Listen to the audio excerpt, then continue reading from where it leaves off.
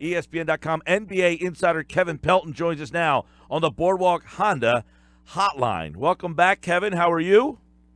Doing well. Thanks for having me back. Yeah, man. This is a very, very interesting and important offseason for the Sixers, and we just were kind of discussing before you came on. Look, if they don't end up with one of those big-name heavy hitters, do you get concerned that maybe the Sixers are going to be becoming one of those teams that, is constantly a 50-plus win team, but can't get to that championship level? I mean, I think no for a couple of reasons. First off, the Raptors are a historically unique team. For a team to have as large a gap between the Raptors have seen between their success in the regular season and then in the playoffs over as long a period of time. I mean, it's hard to come up with any other example of a team that's similar to that in NBA history where, the Raptors are not just winning 50 games a year. They had the best record in the East this year and then lost in the second round. And that doesn't happen often historically. The Raptors are kind of one of a kind in that regard. And then, the other issue is to the extent that I think the Raptors, that there's an explanation for that besides LeBron James and them continually running up against the Cavaliers. I mean, it's because of the fact that their stars, and primarily DeMar DeRozan, but to a lesser extent Kyle Lowry, have not played like stars in the postseason. And they haven't had, that elite player in the postseason.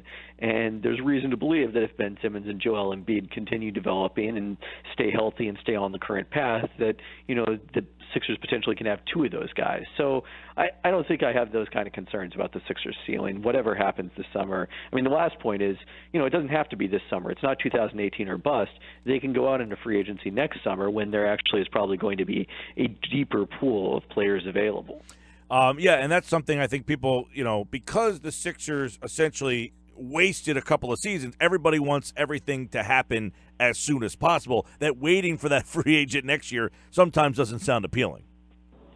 No, but sometimes, it's not the contract you sign, it's the contract you don't sign.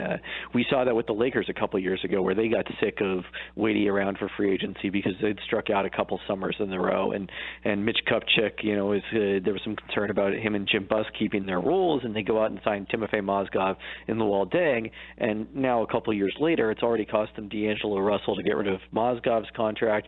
And, they're probably going to have to stretch Deng's contract this summer so that they can go out and potentially sign free agents now that they have become an attractive destination. So, that's the kind of move you want to avoid. Not that I think there's any chance of that with the Sixers. I know we're kind of, the dust has kind of passed on the Colangelo stuff, and it almost seems like people have already forgotten about it. But do you think there will be any lingering effects from that Colangelo bizarre situation when free agency opens?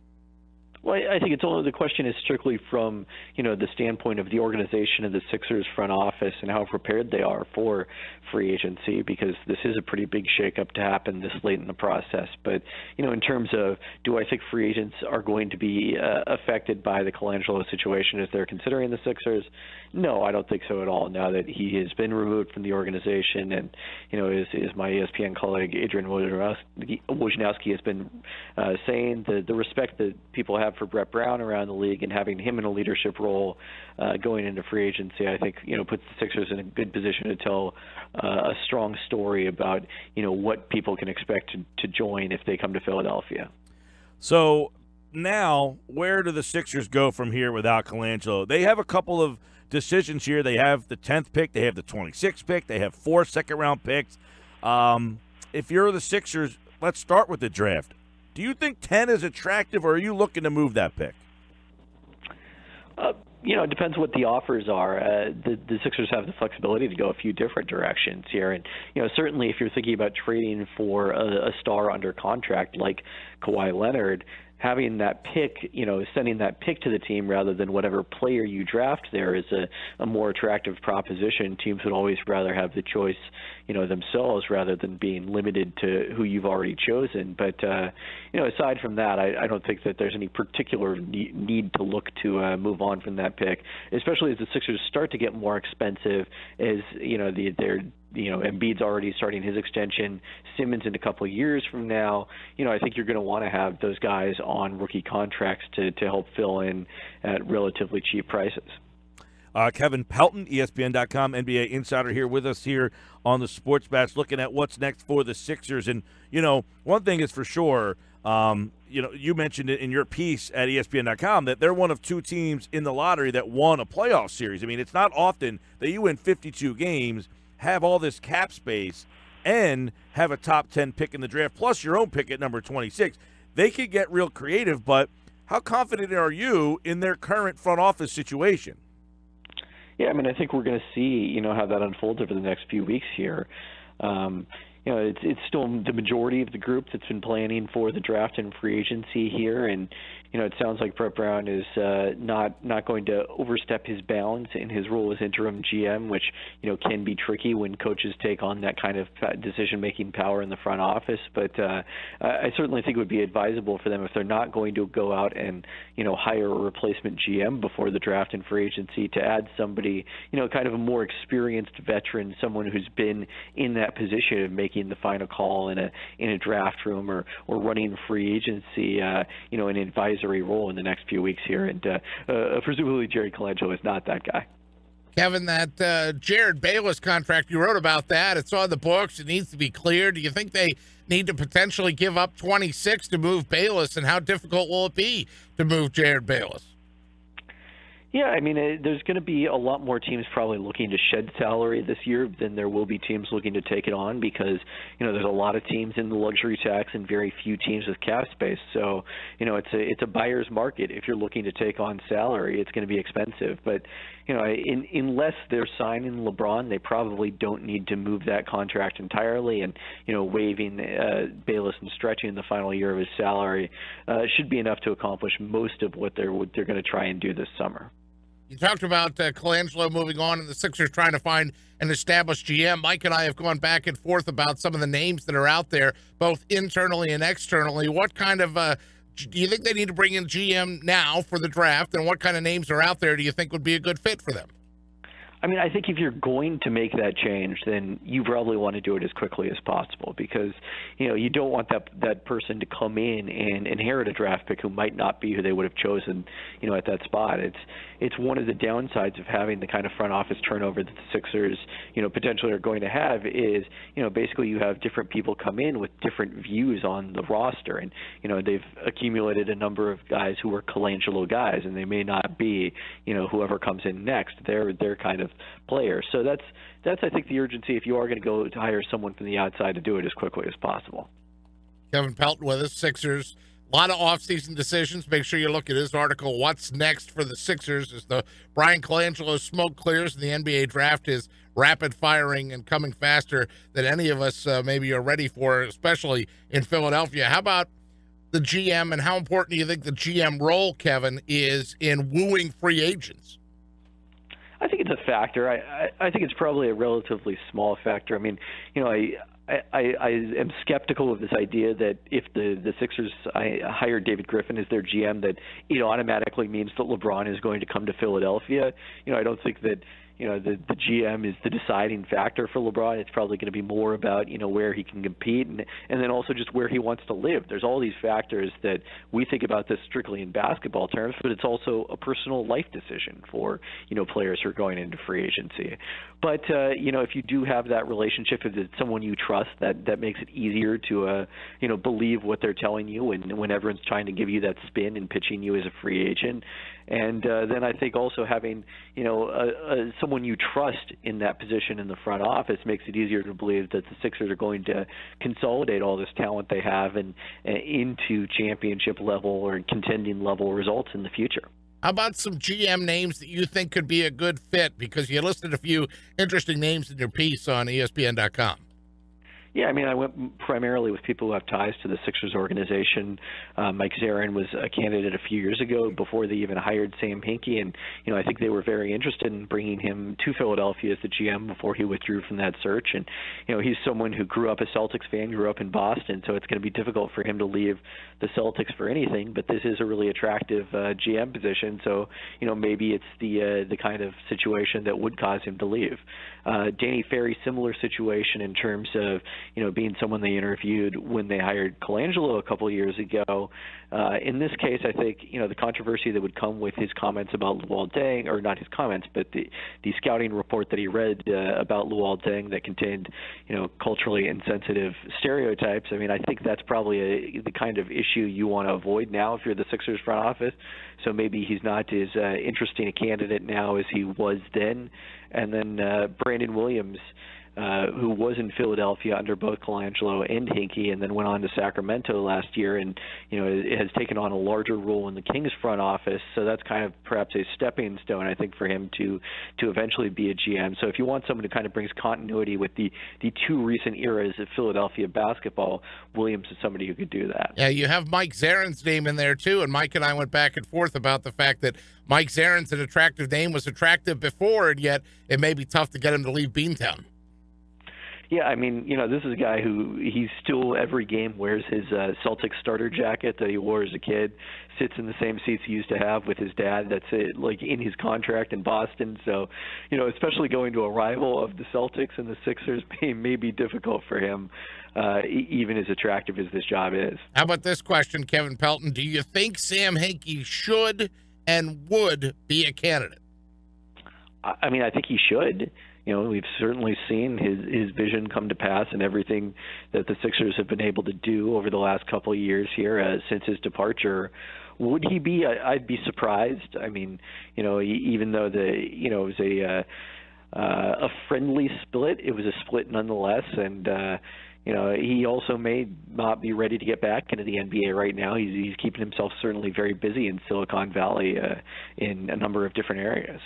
Yeah, I guess that would give us if they went back down that road, I guess that would give us a little indication of what happened in 2015 when the Colangelos were introduced to the Harrises. Yeah, it certainly would seem to shed some light on that, and then also just how much different the Hinkie plan in that era looks now that you've started to see the results of it come to pass, as opposed to strictly being an imagined outcome of this scenario as they were 2 years ago. Yeah, and at this stage of the game where the Sixers are, they got a lot of young players. They still have some assets left over from that Hinkie era, but they're running out of them here. So, do you want a more experienced GM? Do you want a more analytical GM? Do you want a numbers guy? Like a guy like Zarin, he's going to be a guy who's a numbers guy who can really work the contracts. You bring in a guy like a Danny Ferry, he's probably more of a guy who's going to use his scouting eye a little bit. So what style of GM where the Sixers are do you think is the right way to go? I don't think there is any one right type. I mean, I think it's more about the individual than their background, and those definitions tend to kind of be, you put someone into a box, but just because of the fact that you come up with a statistical background doesn't mean that you don't have value for the scouting process, or vice versa. Kevin, you wrote an article about LeBron a little while back, and I want to kind of ask you a little bit about LeBron. Number one, there's a lot of people who are torn on whether LeBron would be a good fit for the Sixers with Ben Simmons and Joel Embiid. How would he fit in? I know Mark Jackson, who does the Sixers pre- and post-game here, he doesn't think that LeBron and Ben Simmons can coexist very well. Now, I know you wrote the article about asking whether he makes his teammates better or not, but do you think that LeBron, Ben Simmons, and Joel Embiid could coexist? I mean, I think they could find a way to coexist because they're talented players. And, one of the big things that LeBron has been harping on recently, you've heard him mention it repeatedly, throughout the finals, is playing with guys with high basketball IQ, guys who read the game the same way he does. And that seems to be a frustration of his in Cleveland right now. And, Simmons and Embiid have shown that ability so far as young players. And I think that'd be good. It'd be good from that standpoint. But, yeah, it's definitely an issue. LeBron has been playing primarily with the ball in his hands and has tended to minimize guys who are not spot-up shooters and who need the ball to be successful. And, well, that describes Ben Simmons. He's maybe the preeminent example of that in the league right now. So it is a tricky fit, and I think a legitimate question that the Sixers front office has to be asking themselves as they consider, how much they're going to prioritize the pursuit of LeBron this summer. Kevin, where do you rank the Sixers as a legitimate suitor for LeBron? Where are they on your list of places that LeBron James could end up? I don't know if I have a ranking, but I think he's got to ask that same question from the opposite standpoint. Now, one thing there has been some talk that he wants to play off the ball more wherever he goes next, that he doesn't want to play as ball dominant a role as he did in Cleveland, and maybe that makes Philly more intriguing to him. And he is willing to subjugate a little of what has made him so great to let Ben Simmons run the show and to give Joel Embiid a larger role. And guys playing alongside LeBron have big men playing alongside LeBron typically have had. Yeah. But if he's not ready to do that, then, and especially if he's thinking about winning right now as opposed to, continuing to build for another couple of years down the road where, Simmons and Embiid will be continuing to develop, then that probably puts Philly behind, Houston, where he can go play with Chris Paul and James Harden in a team that's, already been constructed to beat the Warriors and has gotten reasonably close to doing so. You put a lot of stock in the he's always played in the East argument that people try to throw out? I mean, I think there's some validity to it from the standpoint that, it has been an easier path to the finals the last several years here. We'll see whether that remains the case because both Boston and Philly, seem to be on the rise, and Toronto is probably still going to be in the mix for the next few years here, and we'll see who else emerges. But so I don't think it's a case where I would expect him to rule out a team in the Western Conference because of that. But is it a bonus factor for the East? Possibly.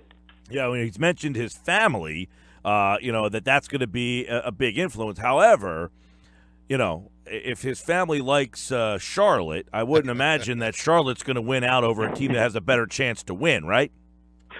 Yeah, you'd be surprised by that. But, I mean, that's one of those things where nobody besides LeBron knows exactly how these things are going to be weighted as he makes this decision. And, it's tough to say in the middle of a busy NBA campaign how much time he's had to think about that. And, maybe he doesn't even know what's going to end up winning out before he goes and actually explores his option. Now, do you think that Cleveland is still the best option for him? No, I don't think so. I mean, it's going to be difficult for them to improve dramatically this summer, and because of that improvement from the other teams in the East that I mentioned, it's only going to get harder for them to make the finals, let alone compete with the Warriors once they get there. We saw how big that gap between them and the Warriors was in this year's finals, and, again, I just don't think they're going to close it with that number 8 pick and whatever else they can do this summer. In your mind, is there a best fit, Kevin, for LeBron? There's no obvious situation for me. I think you can make a case for Philly. You can make a case for Houston. You can even make a case for the Lakers, depending on what they're able to do with, their young talent and the other additional cap space that they have. So, I think that's going to make it a very interesting decision to watch over the next few weeks here. Yeah, now, the Houston thing's interesting. Like, that would most likely have to be – the best opportunity would be a sign-and-trade, right? In opt-in in trade, similar to the Chris Paul situation last year. So that's what I wrote about yesterday on ESPN.com is, how the Rockets can make that work without having to send back the Ryan Anderson contract that nobody is interested in right now. Right. Because if you're Cleveland, why would I want to do that? Like, if you opt in trade, why would I want Houston to give me back bad contracts and mediocre players? So essentially, I'm still in the luxury tax, right? And I have now mediocre players, which doesn't make me really bottom out, which is what I guess I want to do at that point, and I have to pay the luxury tax. That sounds like a terrible situation for Cleveland. Yeah, I mean, I think that the key is that much like the Clippers got, actually pretty good players back in that Chris Paul deal, for the situation they were in without much leverage there, a really incredible package for them. I think that, Houston would have to give up guys who were key parts of the rotation, and hopefully everyone can click on the article on ESPN.com and check out exactly who I think those players might be. Oh, yeah, I'm looking through them. Eric Gordon, Aaron Jackson, Nene, they're all in there. I think, the one opportunity here is, LeBron, but there's Paul George. Do you think that Paul George is Oklahoma City or L.A., and that's it? I think those teams are the most likely candidates. If I were betting on it, those would be my top two favorites. But I don't think there's any reason to think that he would completely rule out everyone else. So certainly that's again one of those things the Sixers have to weigh is is Paul George a better fit with our young talent, and therefore do we kind of prioritize going after him in free agency over LeBron because of the fact that it may be something of an either-or scenario. We got the NBA draft coming up in about 9 days from now, Kevin. The Sixers have the 10th pick. How would you rate this draft?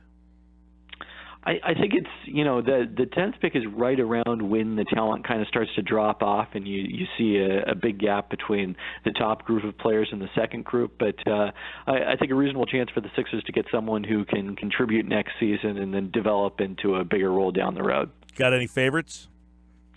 I mean, if he's still out there, Michael Bridges. I mean, it seems like an ideal fit. He's the perfect modern role player in terms of his shooting and ability to defend multiple positions. All right, Kevin Pelton, more at ESPN.com, at K Pelton. Check out his article on how the Rockets could land LeBron this summer and also what's next for the Sixers. There's a lot in there. And, of course, you can check that out at ESPN.com. He appeared via the Boardwalk Honda hotline. Kevin, thanks as always, pal. Thanks for having me.